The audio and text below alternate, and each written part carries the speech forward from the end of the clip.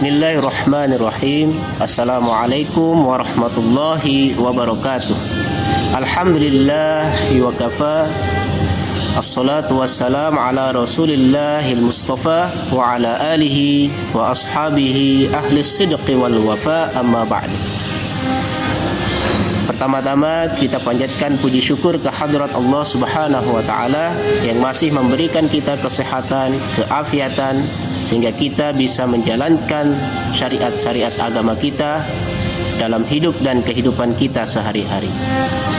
Salawat dan salam senantiasa tercurah keharibaan junjungan alam Nabi besar kita Nabi Muhammad sallallahu alaihi wasallam.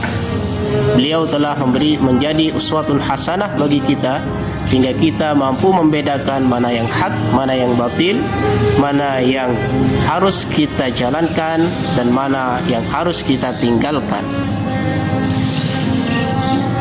Pada kesempatan kali ini saya akan membahas tentang tingkatan-tingkatan puasa yang termaktub di dalam kitab Durratun Nasihin karya Syekh Utsman bin Hasan, bahwasanya beliau menjelaskan bahwa tingkatan-tingkatan puasa itu ada 3. Yang pertama as-saumul am atau puasa orang-orang awam. Puasa macam ini merupakan puasa yang kita kenal dalam hidup dan kehidupan kita sehari-hari. Kita hanya menahan lapar dan dahaga dalam menjalankan ibadah puasa kita. Kalau kita sudah mampu menjalankan atau menahan lapar dan dahaga dari terbitnya fajar sampai terbenamnya matahari, maka kita sudah digolongkan mampu atau sudah menjalankan puasa al-am atau puasanya orang-orang awam. Yang kedua adalah shaumul khawas. Puasa shaumul khawas merupakan puasa di mana kita menahan seluruh anggota badan kita dari berbuat maksiat kepada Allah Subhanahu wa taala. Menahan lisan kita supaya tidak berbicara yang kotor, berbohong, mencela, menggunjing, menggibah dan lain sebagainya. Kemudian menahan langkah kaki kita menuju tempat-tempat yang maksiat kepada Allah Subhanahu wa taala atau ke tempat-tempat yang dilarang oleh syariat agama kita.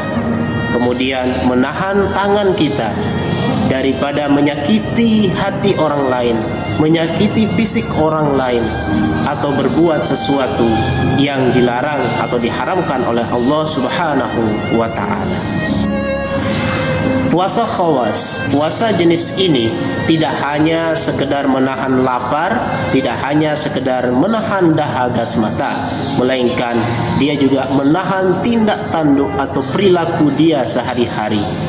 Kalau dia terbiasa melakukan hal-hal yang dilarang Allah, maka dengan penerapan puasa khawas dia akan mampu untuk mencegah perilaku fisiknya secara keseluruhan daripada hal-hal yang dilarang oleh Allah Subhanahu wa taala.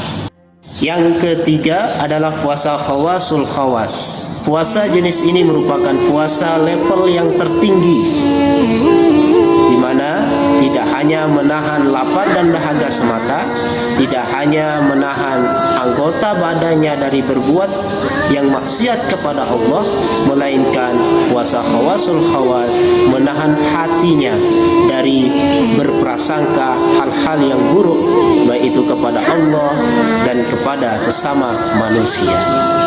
Di dalam hatinya orang yang berpuasa khawasul khawas terpancar cahaya yang hanya tertuju kepada Allah Subhanahu wa taala.